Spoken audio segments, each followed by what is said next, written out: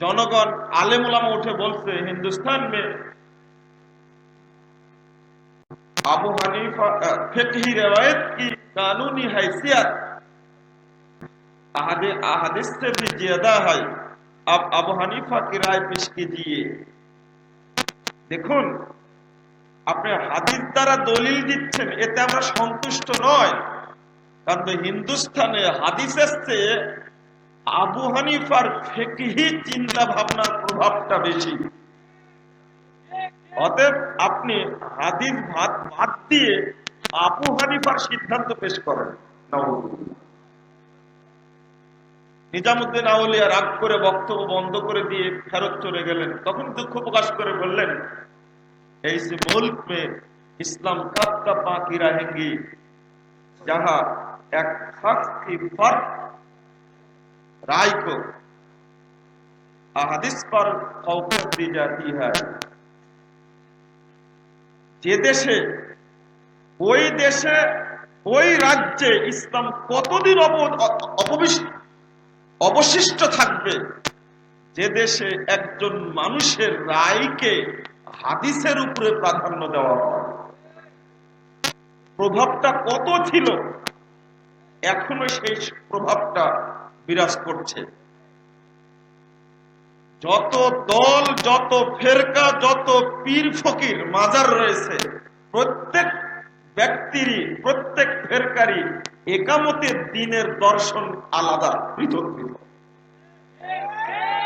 আর কারোটার সাথেই সাহাবা কেরাম তার পূর্বে নবী রাসূলগণ যে একামতে দিনের কাজ করেছেন, দিন কায়েম করেছেন, তার সাথে কোনোই মিল নাই, কোনোই মিল নাই।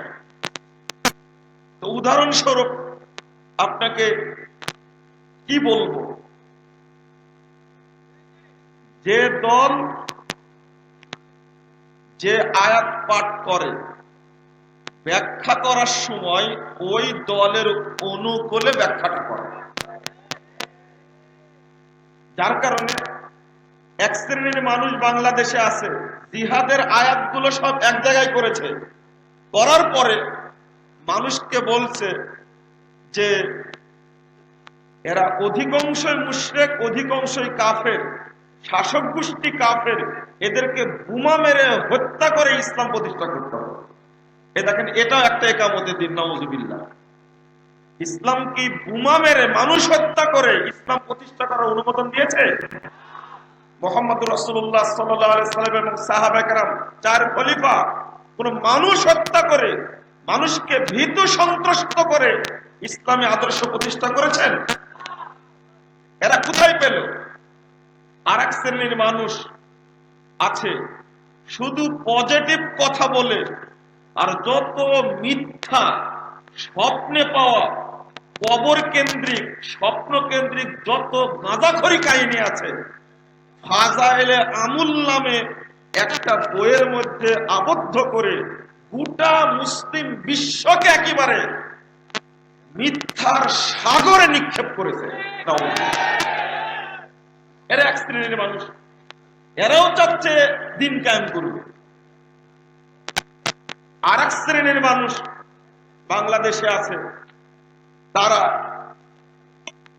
পীর ভক্তি করো, আল্লাহকে আর ভক্তি করা লাগবে না। আর এক শ্রেণীর মানুষ আছে, তারা গান গায় মাজারে বসে বসে, যে পানির তলে মোম জ্বালাইছে বাবাই দেখো না, আমার বাবার মুরিদ হলে নামাজ লাগে না। আপনারা মনে করছেন এইগুলো এমনি কথা? একেবারে বাস্তব। আর এক শ্রেণীর মানুষ বলছে যে না, এইগুলো করে কোনো কাজ হবে না, জিকির করে করে অন্তরটা পরিষ্কার করতে হবে, তাহলে মানুষ ভালো হয়ে যাবে। এর মধ্যে দুটা ভাগ করেছে, একটা জিকিরে জলি আর একটা জিকিরে খফি, এই দুটা ভাগ হয়ে গেছে। এক শ্রেণী বলছে জিকির আস্তে করতে হবে, ভাগ হয়ে গেছে। আরেক শ্রেণী বলছে না, জিকির জোরে করতে হবে, তাহলে অন্তর পরিষ্কার হবে। এদেরও তো দলিল আছে, এদেরও দলিল আছে। সব দলই চাচ্ছে, এমনকি আর এক দল চাচ্ছে বাংলাদেশে যে না এরকম ফজিলত টজিলত কোরআন হাদিস বায়ান করে হবে না, বর্তমান যুগ যেভাবে চলছে, অর্থাৎ পাশ্চাত্যের রচিত পাশ্চাত্যের থিওরি, গণতন্ত্র হোক আর ধর্মনিরপেক্ষতাবাদ হোক, যে কোনো দলের সাথে মিশিয়ে হোক বা এক জায়গায় গুলিয়ে হোক, ভোটাভুটির মাধ্যমে ইসলাম প্রতিষ্ঠা না করলে এ দেশে ইসলাম প্রতিষ্ঠিত হবে না। এক শ্রেণীর মানুষ আছে না, তো সবারই উদ্দেশ্য দিন কায়েম করা। এবার একটু কথা বলবো, এমনকি বর্তমান যুগে মুতাসাল্লিফিন যারা সালাফি বলে দাবি করছেন, তারা পর্যন্ত একদিকে প্রচলিত শিয়াদের দেওয়া ইসলামী রাজনীতির প্রভাবে প্রভাবিত হয়েছে, আর একদিকে পাশ্চাত্যের মতবাদের অনুসারী যারা, তাদের নেতাদের কথা এবং প্রভাবটা তাদের ঘাড়ে চেপে বসেছে। এইটা বর্তমানে আহলে হাদিস বা সালাফিদের জন্য সবচেয়ে বড় ভয়ঙ্কর অবস্থা। আল্লাহ যেন সালাফিদেরকে, আহলে হাদিসদেরকে এই সমস্ত নোংরা সংস্কৃতি থেকে হেফাজত করেন। আল্লাহ। কালকে বলেছি একটি কথা, শুধু রফলে আযান করলে তাকে আহলে হাদিস সালাফি বলা যায় না, শুধু জোরে আমিন বললেই, বুকে হাত বাঁধলেই তাকে সালাফি বা আহলে হাদিস বলা যায় না। আপনি মালয়েশিয়া যান, সিঙ্গাপুরে যান, দেখবেন এই ধরনের লোক বহু পাওয়া যাবে, কিন্তু তারা কি সালাফি, তারা কি আহলে হাদিস? বর্তমানে আহলে হাদিসরা ষড়যন্ত্রের শিকার। আমি আগেই কথাটি বলিনি, বর্তমানে আহলে হাদিস হলো বাংলাদেশের সবচেয়ে একই আকীদা সম্পূর্ণ শক্তিশালী ইউনিট হলো আহলে হাদিস ভাইরা। বাংলাদেশে যত ফেরকা আছে, যত দল আছে, তাদের সামাজিক কোনো ভিত্তি নেই। যদি বলে কেউ আমি হানাফি মাযহাবের, হানাফি মাযহাবটা ভাগ হয়েছে একটা দেওবন্দিতে, একটা বেরলভিতে। বেরলভিরা ভাগ হয়েছে লক্ষ লক্ষ ভাগে, দেওবন্দিরা ভাগ হয়েছে হাজার হাজার ভাগে। কিন্তু আহলে হাদিসরা আলহামদুলিল্লাহ নেতৃত্বের মোহে, জিদ এবং অহংকারের কারণে ভাগাভাগি হলেও আকীদাগত দিক থেকে সবাই ঐক্যবদ্ধ আলহামদুলিল্লাহ। এরাই বেশি শক্তিশালী, যার কারণে এই শক্তিশালী গ্রুপটাকে ভাঙ্গার জন্য ভিতর থেকে গভীর ষড়যন্ত্র চলছে। মুতাসাল্লিফিন ব্যক্তিদের দ্বারা সাবধান থাকো। তারা কারা? তারা কখনো শিয়া মতবাদ নিয়ে রফুল আযান করে আপনার সামনে হাজির হয়, তারা কখনো ইখওয়ানি মতবাদ নিয়ে জোরে আমিন বলার ফতোয়া দিয়ে আপনার সামনে হাজির হয়। যে না, আহলে হাদিসরা আলহামদুলিল্লাহ এখন এটাও বুঝতে পেরেছে, আল্লাহ তাদেরকে হেফাজত করবেন ইনশাআল্লাহ। কারণ এর চেয়ে বড় বড় ষড়যন্ত্র হয়েছে।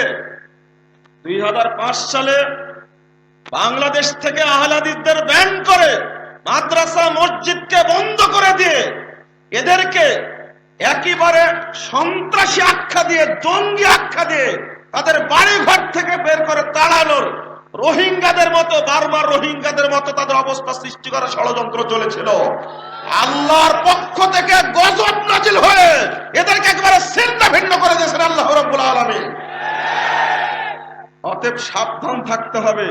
গভীর থেকে গভীর ষড়যন্ত্র করলেও আল্লাহর নবীর বাণী এবং আল্লাহ রাব্বুল আলামিনের বাণী, ভবিষ্যৎবাণী উপস্থিত থাকতে আমরা এই সমস্ত গভীর ষড়যন্ত্রকে পরোয়া করি না। আমরা ভরসা করি একমাত্র আল্লাহর উপর। তরুণ ভাইরা এবং শিক্ষিত জনদেরকে ওই কথাটি বলছি, গভীর ষড়যন্ত্র ছাড়া, সূক্ষ্ম ষড়যন্ত্র ছাড়া একটি কাফেলাকে ছিন্ন ভিন্ন করা যায় না। 190 বছর ইংরেজরা রাজত্ব করার পরে এত ব্রেনি ব্রিটিশরা, এখন একটা ছেলেকে দুষ্টু হলে আপনারা ব্রিটিশ বলেন, বলেন না? এতই তারা কুবুদ্ধি সম্পূর্ণ ছিল, অস্ত্র ছিল, জনগণ ছিল, দালাল ছিল, কিন্তু আহলে হাদিসদের সংগ্রামী চেতনার কারণে, তাওহীদি হুঙ্কারের কারণে, অস্ত্র শস্ত্র সজ্জিত 190 বছরের শিকল গাড়া শক্তি টিকতে পারি তাওহীদের হুঙ্কারের কারণে চটিপাটি গোল করে এদেশ থেকে পালাতে তারা বাধ্য হয়েছে। আলহামদুলিল্লাহ। তখনই তারা বলেছিল, 1936 সালে লিখিয়ে পাঠিয়েছিল Lord Macaulay, we must at present do our best to form a class who may be interpreted between us and millions, a class of person in Indian, in blood, in color, but English, in taste, in opinion, in moral, in intellect. কত বুদ্ধি রাখে ব্রিটিশরা, যখন দেখলো আন্দোলন তুঙ্গে, এই আন্দোলনকে দমাতে পারবে না, শাহ ইসমাইল শহীদ, সৈয়দ আহমদ শহীদ, তিতুমির, এই সমস্ত তাওহীদ ব্যক্তিরা তাওহীদকে পক্ষে ধারণ করে যে আন্দোলন শুরু করেছে, আর টিকা যাবে না।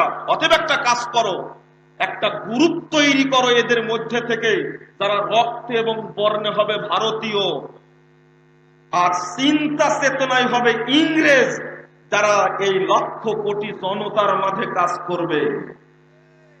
আজকে আমাদের মধ্যে যে কাফি সাহেব, আব্দুল্লাহ কাফেল কুরাইশি সাহেব, সেটা আক্ষেপ করে গেছেন আহলে হাদিস পরিচিতি বইয়ের মধ্যে। আহলে হাদিস আকীদার হওয়ার পরেও তাদের মাথাকে ধুলাই করার কারণে কেউ আজকে কমিউনিস্ট আন্দোলনের সাথে জড়িত, কেউ আজকে সেকুলারিজমের সাথে জড়িত, কেউ আজকে ন্যাশনালিজমের সাথে জড়িত, কেউ এমনকি ইসলামের নামে তৈরি হওয়া শিয়া মতবাদ ইসলামী রাজনীতির সাথেও জড়িত। এমনকি কোন কোন গাধা টঙ্গীর ইস্তেমার মাঠের পুটলা নিয়েও ব্যস্ত হয়ে পড়েছে। একজন আহলে হাদিস ব্যক্তি হিসাবে, আহলে হাদিস ইতিহাস যে ব্যক্তি জানে, কখন এই সমস্ত মিথ্যা, এই সমস্ত গাঁজাখড়ি, ধর্মের নামে তৈরি হওয়া এই সমস্ত মিথ্যা তথ্যের সাথে কোনো আহলে হাদিস তরুণ কোনো ব্যক্তি জড়িত হতে পারে না। আমি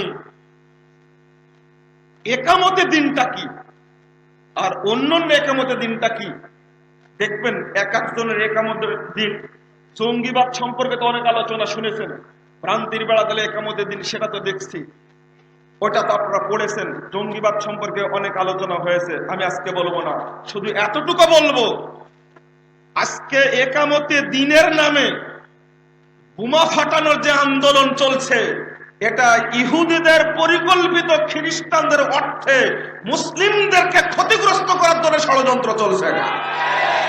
কারণ একজন মুসলিম কখনো অন্য মুসলিমের মসজিদে বোমা হামলা করতে পারে না, কখনো মানুষকে হত্যার ফতোয়া দিতে পারে না। মুহাম্মদ সাল্লাল্লাহু আলাইহি ওয়াসাল্লাম এই কাজ করেননি। এরা হলো মুসলিম উম্মার শত্রু, এরা হলো মুসলিম জাতির শত্রু, এরা মুসলিম দেশের শত্রু, এরা কুরআন এবং সহিহ হাদিসের শত্রু। এদের থেকে সাবধান থাকতে হবে। দ্বিতীয়ত, সময় যেহেতু অল্প, আমি আর অন্যদিকে যাব না। একটা কাফেলা একামতের দিনের পদ্ধতি শুনেন। বানী চিরন্তন লেখছেন, রাসূল সাল্লাল্লাহু আলাইহি সাল্লামের বেলায়েতের দুটি টুপির মধ্যে একটি আমার মাথায়, অপরটি আমার বড় ভাইয়ের পিরানে পীর সাহেবের মাথায় দিয়েছেন।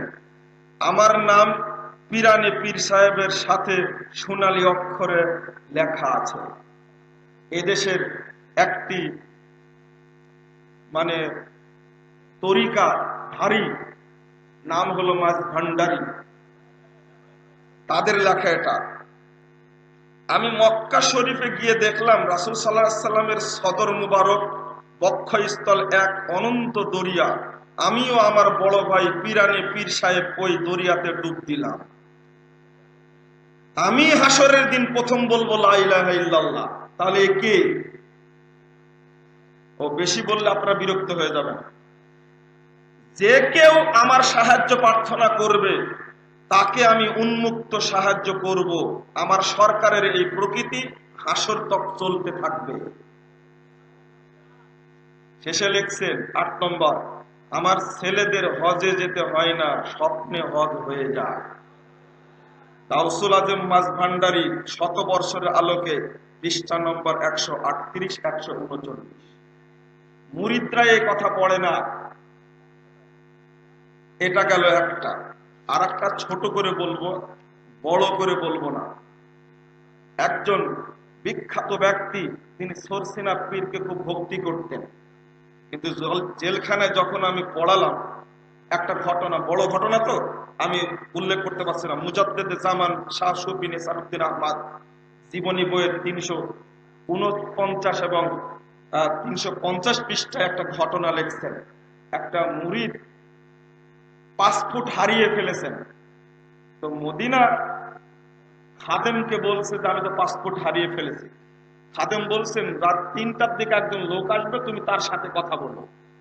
যখন উনি আসলেন, এই পীর সাহেব, সরসিনা পীর সাহেব, তখন তাকে বললেন, তো মসজিদে নববীর গেট থেকে বেরিয়ে তিনি বলছেন যে তুমি আমার দিকে তাকাবো না, তুমি উত্তর দিকে হয়ে দাঁড়িয়ে থাকো, যখন তোমার হাত থেকে, তোমার পিঠ থেকে আমার হাতটা নেমে যাবে তখন তুমি চোখ খুলবে, তার আগে চোখ খুলো না। ঠিকই তাই হলো, হাত দিয়ে রাখলেন, হাত নেমে গেল, চোখ খোলার পরে দেখছেন তিনি বাইতুল মুকাররমের উত্তর গেটে দাঁড়িয়ে আছেন।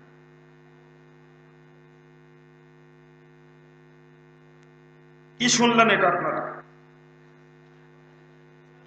এই সমস্ত এগুলো হলো একামতের দিন।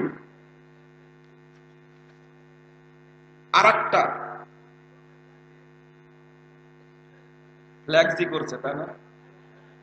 আচ্ছা, এবার আটরশির কথা শুনেন। পরকালে মুক্তির জন্য ইসলাম ধর্ম গ্রহণের আবশ্যকতা নেই। যেমন পীর সাহেব বলেছেন, হিন্দু, মুসলমান, বৌদ্ধ, খ্রিস্টানগণ নিজ নিজ ধর্মের আলোকে সৃষ্টিকর্তার নৈকট্য অর্জনের চেষ্টা করতে পারে এবং তাহলেই কেবল বিশ্বে শান্তি আসতে পারে। লেখছেন 250 আটরশি কাফেলা, সংকলন মাহমুদুল হক, 38 দরবার সাহিত্যে প্রকাশিত, 89 পৃষ্ঠা খুলুন, 1984 সালে প্রকাশিত। কোনো সমস্যা নাই, সব আমার কাছে সংরক্ষিত আছে আলহামদুলিল্লাহ।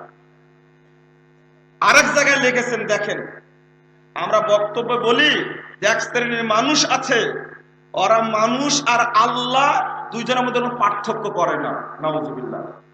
লেখছেন সংক্ষিপ্ত ওজিফা বইয়ে লেখছেন একটি কথা, ফানাফিল্লাহ অর্থ আল্লাহতে বিলুপ্তি। ফানা একটি বিশেষ আধ্যাত্মিক অবস্থা, যে অবস্থায় সুফি সাধক আধ্যাত্মিক উন্নতির এক চরম পর্যায়ে আরোহণ করিয়া পরম করুণাময় আল্লাহ তাআলার অস্তিত্বের সহিত নিজের সর্বস্ব বিলীন করিয়া দেন। ফানা পর্যায়ে সাধকের ব্যক্তিগত সত্তা বলিয়া কিছুই থাকে না, যেহেতু তাহার সমস্ত অযুত অস্তিত্বই তখন আল্লাহতে বিলীন। এই অবস্থায় সাধকের ইচ্ছা আল্লাহ তাআলার ইচ্ছারই প্রতিফলন মাত্র। সংক্ষিপ্ত ওজিফা 9 পৃষ্ঠা খোলেন। এটা হলো একামতে দিন। আমি বেশি বললে আপনারা বিরক্ত হয়ে যাবেন, আমি আর একটা শোনাবো। আর একটা হলো, থামেন একটু থামেন, বলবো তো। বলছিলাম যে এমন ভাবে, আচ্ছা এইগুলো কি মানুষকে আল্লাহ বানানো, আল্লাহকে মানুষ বানানো, এগুলো কি একামতে দিন? অথচ এই সমস্ত অরুশ এবং মাজারে তথাকথিত শিক্ষিত ব্যক্তিরা কোটি কোটি টাকা দান করে সেই জায়গায়। একজন ব্যক্তি বলছে আমি এবার 50টি গরু দান করেছি। বলেন অবস্থাটা কি? আর একটা হেদে মারেফত একটা বই, এই বইয়ের মধ্যে একটি কথা লিখছেন, নাউজুবিল্লাহ, এই কথা বলতে লাগলেই খুব কষ্ট হয়। হেদে মারেফত লিখছেন চরমনায় পীর সাহেব আল্লামা সৈয়দ মোহাম্মদ ইসহাক আশেক মাসুক ইশকে ইলাহি, এই বই 41 থেকে 43 পৃষ্ঠায় লিখছেন মানুষ কিভাবে আল্লাহ হয়। মানসুর হাল্লাজের কথা তিনি লিখলেন কিভাবে। মানসুর হাল্লাজ বলছেন নাহনু রুহানে, আল্লাহর আমরা দুইটা রূহ, হালাল না বাদানান, এখন এক দেহের মধ্যে শামিল হয়ে গেছে। যখন তাকে বলা হচ্ছে যে তুমি থামো, তখন বলছে পাগল হয়ে গেছে যে আনাল হক, আমি আল্লাহ। নাউজুবিল্লাহ। ঠিক বায়েজিদ বোস্তামির কথা এতই লিখেছেন এই পীর সাহেব, ভাষায় প্রকাশ করা যায় না। এমনকি বাইজিদ বোস্তামের মতো লোক নিজে আল্লাহ বলে দাবি করেছে, আর মানসুল হাল্লাজকে খলিফা ফাঁসিতে ঝুলিয়েছে।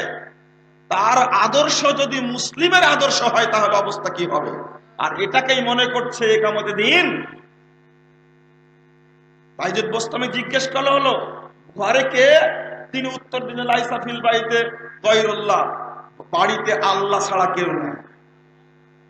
তিনি বলছেন তলাবতুল্লাহ সিত্তিনা সানা, আল্লাহকে খুঁজছি 60 বছর যাবত, ফাইদা হুয়া আনা, এখন দেখছি আমি নিজেই আল্লাহ। 60 বছর আল্লাহকে গবেষণা করে আসমান জমিনে কোথাও পাইনি।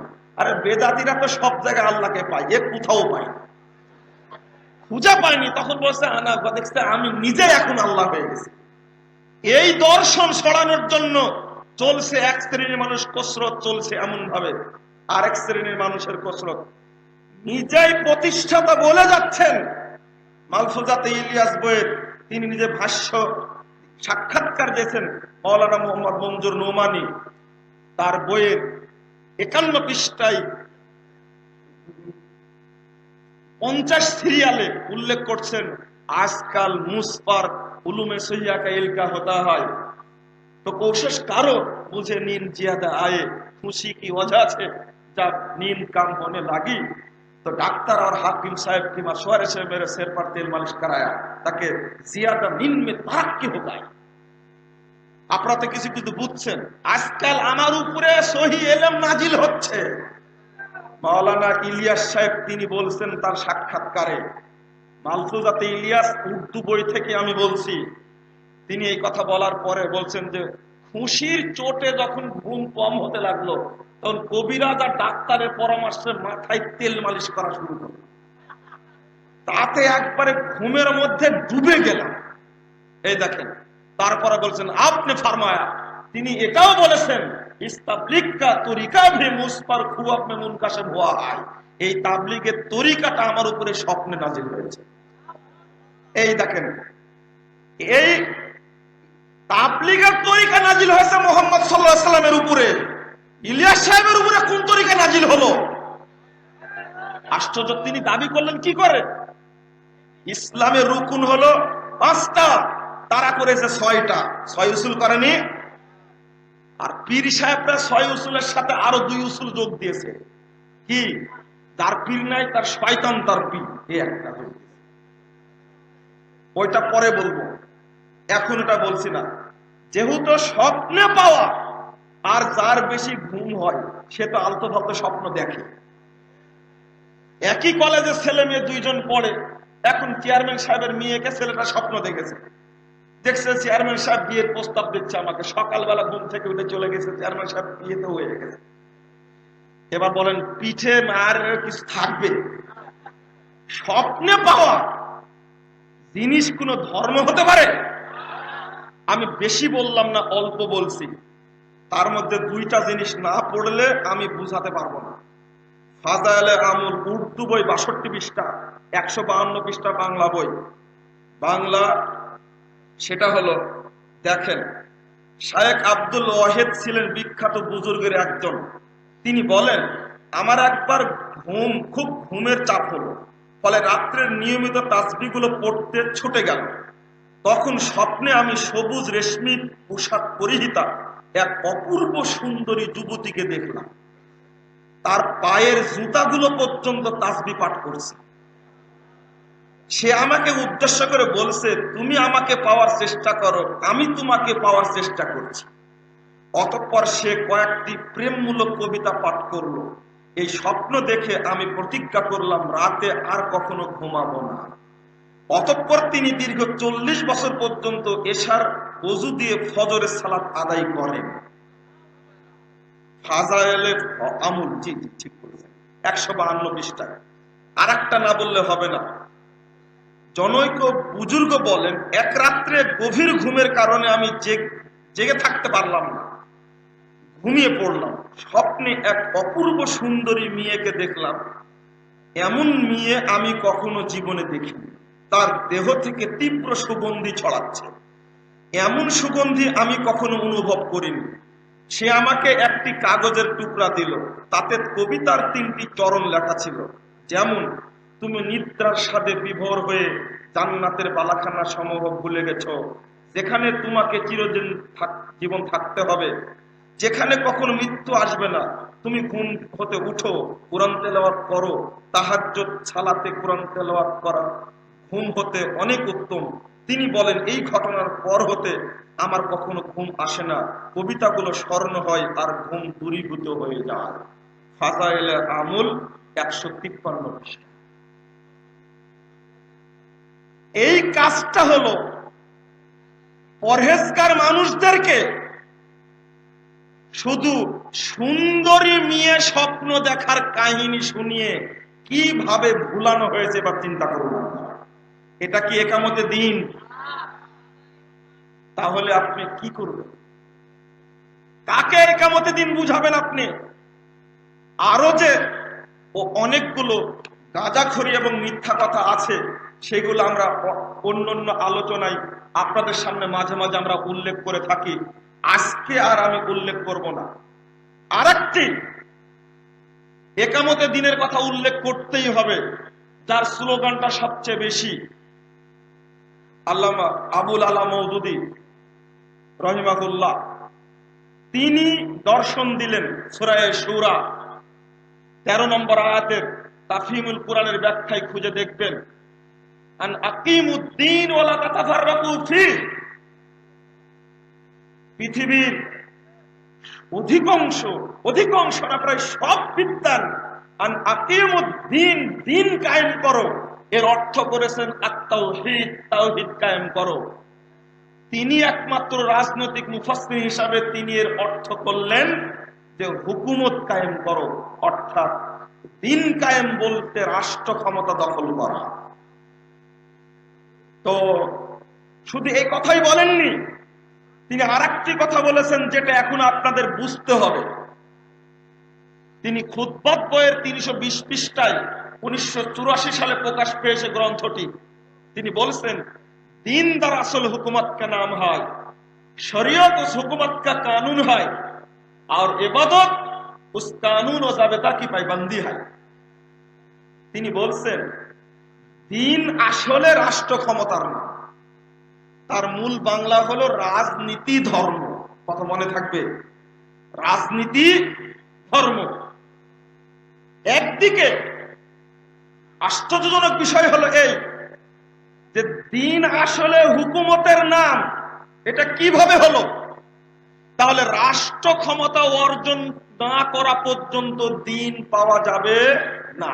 এক, শরিয়ত উস হুকুমত কি কানুন হয়। শরীয়ত হলো ওই রাষ্ট্র ক্ষমতার প্রতিষ্ঠিত প্রণীত সংবিধান হলো শরীয়ত। এবার বোঝেন, যদি রাষ্ট্র ক্ষমতা অর্জিত না হয় তাহলে কি সংবিধান প্রণীত হবে? বুঝেন না আপনারা? আচ্ছা, যদি ক্ষমতায় না যাওয়া যায় তাহলে কি সংবিধান প্রণীত হবে? এই তো বুঝলেন না কেন? আগে রাষ্ট্র ক্ষমতা অর্জন করতে হবে, সেটাই হবে দিন। রাষ্ট্র ক্ষমতা অর্জন করার পরে যে সংবিধান প্রণীত হবে সেটা হবে শরীয়ত।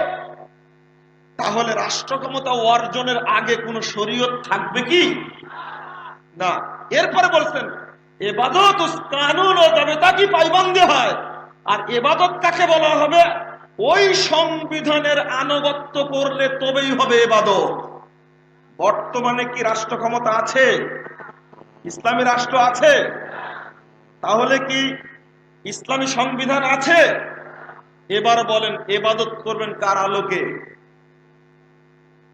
তাহলে কি এই দিন কায়েমের এই ব্যাখ্যা কি ঠিক আছে? তবে তিনি সচেতন মানুষ। খুতবাত বইয়ে এই কথা লিখেছেন, তাফহিমাত বইয়ের 159 পৃষ্ঠায় আর একটা কথা লিখছেন। কারণ তিনি বুঝতে পেরেছেন কথা একটু উল্টা পাল্টা হয়ে গেল। উল্টা পাল্টা কি? এবার তিনি বলছেন, হালাকে দ্বারা আসল সোম ও সালাত, জিকির ও তাসবিহ, হজ, सालात और सियाम, जिक्र और तस्बीह उस बड़ी इबादत की तमरीनत करने वाला, मुस्तैद करने वाला तमरीनात है। তিনি এবার বলতে চাচ্ছেন আসলে সালাত, সিয়াম, হজ, যাকাত, জিকির, তাসবিহ এইগুলো হলো ওই বড় রাষ্ট্র ক্ষমতা অর্জনের জন্য প্রশিক্ষণ কোর্স মাত্র। কি বুঝলেন আপনারা? সালাত, সিয়াম, হজ, যাকাত এটা মৌলিক বিষয় না, এটা রাষ্ট্র ক্ষমতা অর্জন করার প্রশিক্ষণ কোর্স মাত্র, সিঁড়ি মাত্র। সেনাবাহিনীর প্রধান যিনি হন, এই কথা তিনি বলার মাধ্যমে তিনি সুফিবাদের মধ্যে ঢুকে গেছেন। মানে যিনি মারেফত হাসিল করে ফেলবেন তার উপর থেকে শরীয়ত রহিত হয়ে যাবে, নাউজুবিল্লাহ। আজকের কথা না, ইমাম ইবনে হাজাম রাহিমাহুল্লাহ কিতাবুল ফাসল ফিল মিলাল ওয়াল আহওয়া ওয়ান নিহাল এই গ্রন্থের ৩ নম্বর খণ্ডের ৪৪৩ পৃষ্ঠায় আলোচনা করতে গিয়ে বলছেন যে ইয়াকুলু সুফিয়া, সুফিদের মধ্যে কেউ কেউ বলেছেন, মান আরাফা রাব্বাহু সাকাতাত আনহু শারায়, যে ব্যক্তি তার রবকে চিনে ফেলবে তার উপর থেকে সমস্ত শরীয়ত রহিত হয়ে যাবে। ওয়া ক্বালা বাযুহুম ওয়াত্তাসালা বিল্লাহ, কেউ কেউ বলেছে আল্লাহ আর মানুষ সব সমান হয়ে যায়। কেন এই জায়গায় ঢোকা হলো? অসচেতন মানুষ না, সচেতন মানুষ। এবার সালাত, সিয়াম এটা বুঝবেন কি করে? রাজনীতি, অর্থনীতি, সমাজনীতি, চাকরি, ব্যবসা, ডাক্তারি, ইঞ্জিনিয়ার এইগুলো আপনার জন্য অপশনাল বিষয়, ইবাদতে মুআমালাত। আর একটা হলো সালাত, সিয়াম, হজ, যাকাত, এইগুলো কি অপশনাল? এইগুলো কি ঐচ্ছিক? আশ্চর্য ব্যাপার হলো, যেখানে সালাত এবং সিয়াম, হজ, যাকাত যে পরিবেশেই থাকুক না কেন, মুসলিম হলে যেমন ঈমান আনা ফরজ, ইসলামের রুকুন ৫টির উপর বিশ্বাস করা ফরজ। আপনি ইচ্ছায় কিছুদিন আগে এই সরকারের আমলে টাইমটা চেঞ্জ করলো না, ডিজিটাল টাইম করলো না, তাতে কি সালাতের সময় পরিবর্তন হয়েছিল? সালাতের সময় ঠিকই হয়েছিল, কিন্তু টাইম চেঞ্জ হওয়ার কারণে সালাতের টাইম চেঞ্জ হয়নি। রাজনীতি বন্ধ থাকতে পারলে ফখরুদ্দিনের মতো মানুষ আসলে, কিন্তু সালাত বন্ধ থাকবে কি? আপনার ইচ্ছা আপনি কৃষি কাজ করেন, আপনি মনে করলে কৃষি কাজ করবো না ব্যবসা করব, করেন, আপনি ইচ্ছা দিন। আপনি বললেন না ব্যবসাও করবো না, আমি চাকরি করব, ইচ্ছা দিন করেন। আপনি ডাক্তারিতে পড়েছেন, ডাক্তারি আমি করব না, আমি ব্যবসা করবো, আপনি ইচ্ছা দিন করেন। এটা হলো ঐচ্ছিক বিষয়। কিন্তু সালাত, সিয়াম, হজ, যাকাত এগুলো কি ঐচ্ছিক? তাহলে আশ্চর্য হলাম যে এই সংজ্ঞা দিয়ে তিনি কি বুঝাতে চাইলেন। এই সংজ্ঞাটা আসলে সুন্নি মুসলমানের সংজ্ঞা নয়, এই সংজ্ঞা হলো শিয়াদের সংজ্ঞা।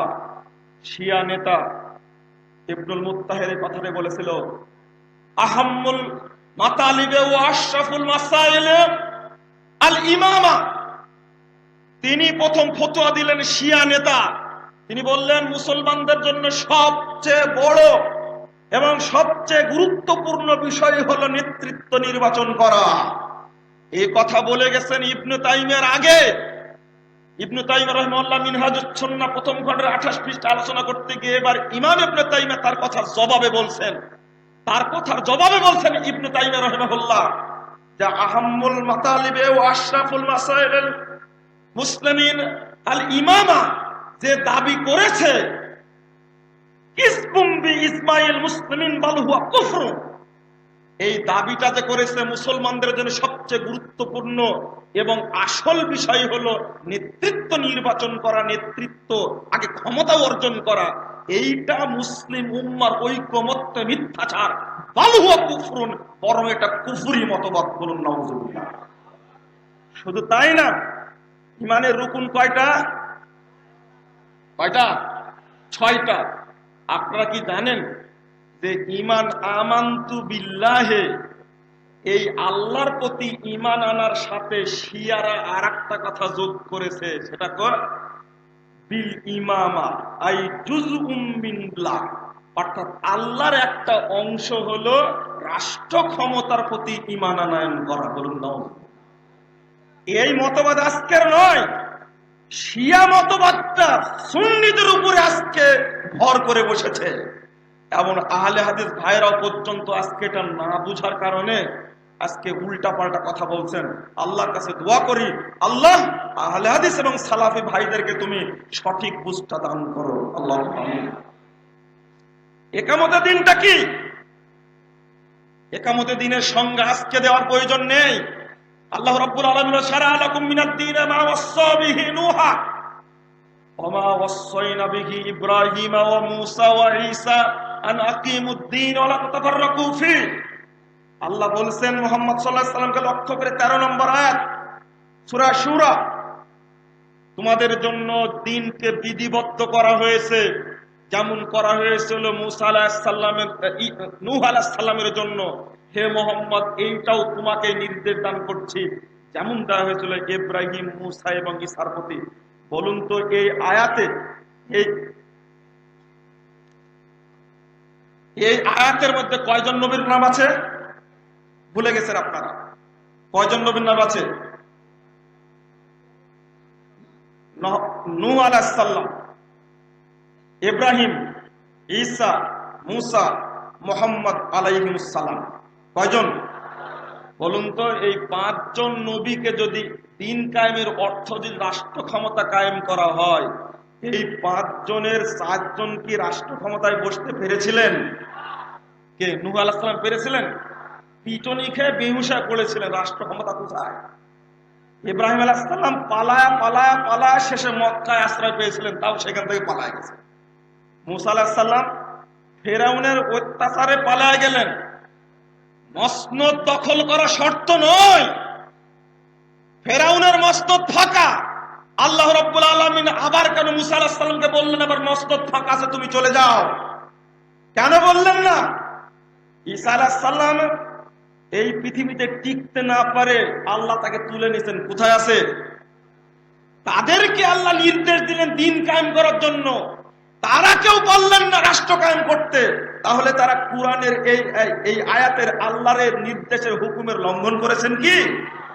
নাউজুবিল্লাহ, যে না। মুহাম্মদ সাল্লাল্লাহু আলাইহি সাল্লাম 13টি বছর কষ্ট করার পরে, এরপরে নয় মদিনায় গিয়ে তিনি রাষ্ট্র ক্ষমতার স্বাদ পেয়েছেন। এরপরেও নবী মুহাম্মদ সাল্লাল্লাহু আলাইহি সাল্লামকে 2টা প্রস্তাব দেওয়া হয়েছে। এই জায়গায় একামতে দিনটা ধুমরুজালে নিমজ্জিত এই জায়গায় আপনাকে এখান থেকে বাঁচতে হবে। কিভাবে? মুগিরা এসে প্রস্তাব দিল 14 জন মিলে বৈঠক করে, চাচা তুমি কি চাও? আইন তুরিদাল মালাক, তুমি যদি রাষ্ট্র ক্ষমতা অর্জন করতে চাও, মালাক না আলাইনা, আমরা তোমাকে রাষ্ট্রনায়ক বানাবো। আর তুমি যদি নেতা হতে চাও নেতা বানাবো, তুমি যদি ধনী হতে চাও তোমাকে ধনী বানাবো, সবাই মাল এক জায়গায় করব। মুহাম্মদ সাল্লাল্লাহু আলাইহি সাল্লাম জবাব দিলেন, মাবি তাকুলুনা মা জিতু বিহি মা জিতুকুম বিহি, আমি যে বিষয় নিয়ে তোমাদের কাছে এসেছি তার সাথে তোমাদের প্রস্তাবের কোনো সম্পর্ক নেই। আমাকে আল্লাহ তোমাদের কাছে পাঠিয়েছে, রিসালাত দান করেছেন। উবাল্লিগুকুম রিসালাতি রাব্বি, আমার রবের রিসালাত তোমাদেরকে পৌঁছে দিই। তোমরা যদি গ্রহণ করো ফাহাজ্জুকুম ফিদ দুনিয়া ওয়াল আখিরাহ, গ্রহণ করলে দুনিয়াতেও শান্তি পাবে, পরকালেও শান্তি পাবে। আর যদি গ্রহণ না করো, আসবিরু, আমি ধৈর্য ধারণ করব, হাত্তা ইয়াহকুমুল্লাহু বাইনানা ওয়া বাইনাকুম, যতদিন আল্লাহ তোমাদের মাঝে আমাদের মাঝে ফায়সালা না করবেন। বলুন মক্কার কুরাইশদের এই প্রস্তাব কি নবী মুহাম্মদ সাল্লাল্লাহু আলাইহি ওয়াসাল্লাম মেনে নিলেন? না। এক, আল্লাহ প্রস্তাব দিলেন, মুহাম্মদ সাল্লাল্লাহু আলাইহি ওয়াসাল্লামকে আল্লাহ প্রস্তাব দিলেন। একজন ফেরেশতা এসে বলছেন যে আল্লাহ আজকে আমাকে পৃথিবীতে পাঠাইছে, আমি কোনোদিন পৃথিবীতে আসিনি। কি বলে? জিবরিল আমিন পাশে বসা, আর সালানি ইলাইকা রাব্বুক, তোমার রব আমাকে প্রেরণ করেছেন। কি বলে? ইয়াজআলুকা আবদান রাসূলা আও মালিকান নাবিয়্যা। বলো মুহাম্মদ, তোমার কাছে প্রস্তাব পাঠাচ্ছেন, আল্লাহ তোমাকে কি শাসক হিসাবে নবী করবেন না একজন বান্দা হিসাবে রাসূল করবেন? তখন আল্লাহ নবী তাকাচ্ছেন জিবরিল আমিনের দিকে। তখন জিবরিল আমিন বলছেন, তাওয়াজা ইলা রাব্বিক, মুহাম্মদ তোমার রবের কথার দিকে লক্ষ্য করো, আমার দিকে তাকায় লাভ নাই। তখন আল্লাহ নবী বলছেন, বাল আকুনা আবদান রাসূলা, আমি শাসক হতে চাইনি, আমি একজন সাধারণ বান্দা হিসাবে রাসূল হতে চাই। বলুন আলহামদুলিল্লাহ। কেন? আকীদার পরিবর্তন ছাড়া কখনো এই দেশের পরিবর্তন সম্ভব নয়। আকীদাকে বর্জন করে ইসলামী আন্দোলনে কখনো সফলতা আসেনি, আসবেও না কিয়ামত পর্যন্ত ইনশাআল্লাহ। আগে আকীদা সংস্কার করতে হবে। বন্ধুরা আমার, আলোচক বড় বড় আলোচনা বসে আছে, এই অবস্থায় কিছু বলা যায় না। তবে আজকে দুইটা শুধু ইঙ্গিত দিব, সময় শেষ। দুইটা শুধু ইঙ্গিত দিব। এক, বস্তা পস্তা পাশ্চাত্যের কোন মতবাদের সাথে কোন আহলে হাদিস সালাফি আকীদার ভাইয়ের কোন সম্পর্ক থাকবে না। বলুন, প্রতিজ্ঞা করুন ইনশাআল্লাহ। এই দেশে 1895 সালে ধর্মনিরপেক্ষতাবাদ ঢুকেছে, এরপরে ঢুকেছে গণতন্ত্র, এরপরে ঢুকেছে সমাজতন্ত্র, এরপরে ঢুকেছে জাতীয়তাবাদ। আহলে হাদিস উলামা কেরাম সবগুলোকে আছাড় দিয়ে কবর দিয়েছে। তাদের মানসিকতা কেমন ছিল? 1906 সালের 30শে ডিসেম্বর যখন আহলে হাদিস উলামা কেরাম দেখলেন 30শে ডিসেম্বর তৈরি হচ্ছে মুসলিম লীগ, মানে মুসলিম উম্মাহকে গণতন্ত্রের প্রচার ড্রেনের মধ্যে আবদ্ধ করার একটা ষড়যন্ত্র চলছে, তখন আহলে হাদিস উলামা কেরাম ঐক্যবদ্ধ হয়ে 1906 সালের 22শে ডিসেম্বর, মাত্র 8 দিন আগে অল ইন্ডিয়া আহলে হাদিস কনফারেন্স তারা খুলে বসলেন। তারা কত সূক্ষ্ম জ্ঞানের অধিকারী ছিলেন, তারা এটাতে ছাপ দেননি। আজও পৃথিবীতে সালাফরা বা আহলে হাদিস আকীদার মানুষ যারা, তারা পৃথিবীর কোন ধর্মীয় দর্শন, কোন রাজনৈতিক দর্শনের সাথে একাত্মতা ঘোষণা করেনি। আমি কেন করতে যাব? যদি আপনাকে বুঝাতে পারি, মাজারে সেজদা করলে যেমন শিরকে আকবার হয়, ইসলাম বাদ দিয়ে কোন মতবাদকে গ্রহণ করলে সেইটাও শিরকে আকবার হয়। এইটা যেদিন যুবককে বুঝাতে পারবো, সেই দিন সংখ্যায় অল্পই হলেও এই বাংলাদেশের বুকে ইনশাআল্লাহ তাওহীদের পতাকা উড়বেই ইনশাআল্লাহ। ওই বুঝতে আগে দিতে চাই। তারপরে আজকে ছোট্ট কথাই বলবো, আহলে হাদিসদের মধ্যে এই বিভক্তির আনাগোনা, ছোট্ট বাচ্চা ছেলে আব্দুর রহমান বিন আব্দুর রাজ্জাক বিন ইউসুফ যে কথাগুলো আপনাদের সামনে বলল, হৃদয় তন্ত্রীতে আঘাত লাগেনি? আমাদের আজকে দরকার ঐক্যের প্ল্যাটফর্ম। তবে নিন্দার সাথে জ্বালাচ্ছি কিছু উলামা কেরাম, তারা উদার দৃষ্টিতে রাজশাহীতে গিয়েছিলেন আমাদের সম্মেলনে। রাজশাহীর সম্মেলন ছিল প্রাণবন্ত আলহামদুলিল্লাহ, কিন্তু কয়েকজনের গভীর কুচক্রী সিদ্ধান্তের কারণে আজকে কিছু আলেমকে আমরা উপস্থিত করতে পারিনি। তবে আমি মনে করি বর্তমান জাতি সজাগ হয়েছে। যারা ফেরকাবাজি নিয়ে টিকে থাকবে, জাতি তাদেরকে একদিন আস্থা করে নিক্ষেপ করবে ইনশাআল্লাহ। জনগণের মধ্যে ঐক্য রয়েছে, নেতাদের নেতৃত্বের মোহের কারণে ঐক্য ভেঙে চুরমার হয়ে গেছে। আব্দুর রাজ্জাক বিন ইউসুফকে আমির করে আর একটা দল ঘোষণা করা যেত, কিন্তু আমরা এই সমস্ত দলাদলের মাথায় কুঠারাঘাত করে লাথি মেরে দমন করেছি, করব হয়েছিল ইনশাআল্লাহ। অসম্ভব ব্যাপার। দেশে যেমন মাদ্রাসা আছে অনেকগুলি, যে ইচ্ছা যে মাদ্রাসায় পড়তে পারে। যদি এই সংগঠনগুলো পরস্পরের মধ্যে যদি ভ্রাতৃত্ব বজায় না থাকে, আজকে আব্দুর রাজ্জাক দাওয়াত দিবে প্রফেসর ডক্টর মোহাম্মদ আসাদুল্লাহ আল গালেব সাহেবকে, দাওয়াত দিবে অধ্যাপক মোবারক আলীকে, তারা দুইজন উপস্থিত হতে বাধ্য থাকবেন। আব্দুর রাজ্জাক বিন ইউসুফকে দাওয়াত দিতে হবে মোবারক আলী সাহেবের সম্মেলনে, ডক্টর গালেব সাহেবকেও দাওয়াত দিতে হবে মোবারক আলী সাহেবের সম্মেলনে। মোবারক আলী গালেব সাহেবের সম্মেলনে ডাক দিতে হবে আব্দুর রাজ্জাক বিন ইউসুফকে, ডক্টর মুসলিউদ্দিনকে ডাক দিতে হবে, অধ্যাপক মুবারক আলীকে ডাক দিতে হবে, আহমদুল্লাহ তিরিশালীকে, শহীদুল্লাহ খান মাদানীকে। যদি এক মঞ্চে বসতে না পারে, এটা ফেরকা। পৃথিবীর কোন বিদ্বান, চ্যালেঞ্জ করলাম, পৃথিবীর কোন বিদ্বান এই মর্মে ফতোয়া দেননি যে পরস্পরে আহলে হাদিস ভাই হয়ে এক মঞ্চে বসতে পারবে না। মুজাফফর আব্দুর রাজ্জাকের দোষ হলো একটা, 8 থেকে 9 বছর যাবত এই নরসিংদী, নারায়ণগঞ্জে আমরা প্রোগ্রাম করে আসি একসঙ্গে। কোন সময় দেখা যায় অধ্যাপক মোবারক আলী সাহেব তিনি সহসভাপতি জমিয়তের, তিনি প্রধান বক্তা, মুজাফফর হলো দ্বিতীয় বক্তা, ডক্টর ইলিয়াস সাহেব জমিয়তের সভাপতি, তিনি হলেন সভাপতি, তিনি মাহফিলের সভাপতি, মুজাফফর সেখানে প্রধান বক্তা। আমরা একাকার করে ফেলতে চাচ্ছিলাম। আলহামদুলিল্লাহ, এটাই আমাদের অপরাধ। আজকে যারা আজকে কুচক্রান্ত করে আহলে হাদিসদেরকে বিভক্ত রাখতে চাচ্ছে, আল্লাহর কাছে দোয়া করছে, আল্লাহ তুমি তাদেরকে হেদায়েত দান করো। যদি হেদায়েতের যোগ্য না হয়, আহলে হাদিস ঐক্যের স্বার্থে তুমি তাদেরকে নিষ্ক্রিয় করে দাও।